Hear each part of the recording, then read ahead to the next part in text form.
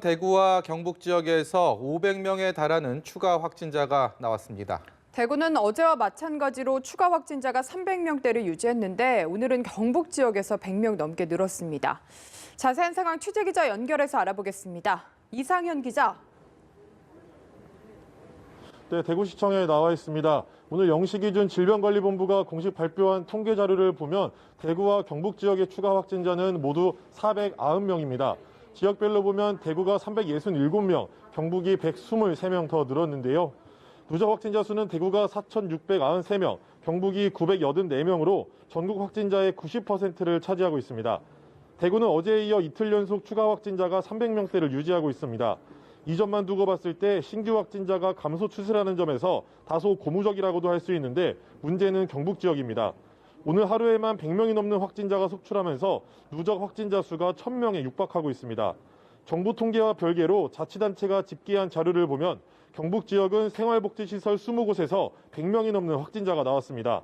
주로 고령이거나 면역력이 떨어지는 사람들이 이용하기 때문에 치명적이고 밀폐된 공간이어서 집단 감염마저 우려되고 있습니다.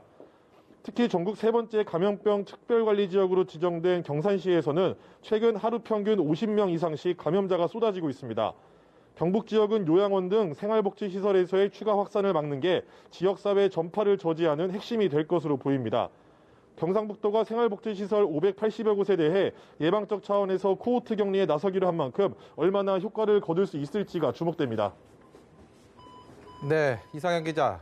권영진 대구시장이 오전 브리핑에서 신천지 교회에 대한 강력한 경고와 더불어서 호소를 했다고 하는데 관련 내용도 전해주시죠. 네, 그렇습니다. 권영진 대구시장은 오늘 정례 브리핑에 앞서 신천지를 향한 공식 입장문을 발표했습니다. 신천지 교인들이 방역 대책에 적극적으로 협조하지 않고 있다는 내용이었는데요. 대구시가 가장 문제로 꼽은 건 신천지 교인들의 생활치료센터 입소 거부입니다. 현재 대구 지역에서 입원 대기 중인 확진자 2,200여 명 가운데 1,700여 명이 신천지 신도로 매우 높은 비율을 차지하고 있는데요. 이들 중 많은 사람들이 생활치료센터가 1인 1실이 아니라는 등 다양한 이유를 내세워 입소를 거부했다는 게 대구시의 설명입니다. 또 그냥 집에 있겠다고 하거나 의도적으로 전화를 받지 않는 사례도 있는데 이를 강제할 수 없어 어려움을 겪고 있습니다. 이로 인해 대구시는 오늘 2인 1실로 모두 600명을 생활치료센터에 입소시키려 했으나 최종 306명밖에 이송하지 못했습니다. 앞서 신천지 확진자들을 상대로 역학조사를 하는 과정에서 진술 거부와 위증 등으로 애를 먹었던 대구시 입장에서는 답답한 상황이 아닐 수 없는데요.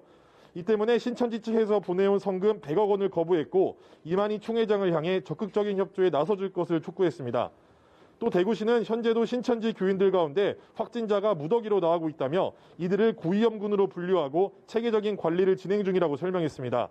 따라서 현재 집에서 머물고 있는 대구 지역 신천지 교인들은 모두 진단검사 결과 음성 판정을 받아야 격리해서 해제하기로 했습니다. 지금까지 대구시청에서 연합뉴스TV 이상현입니다.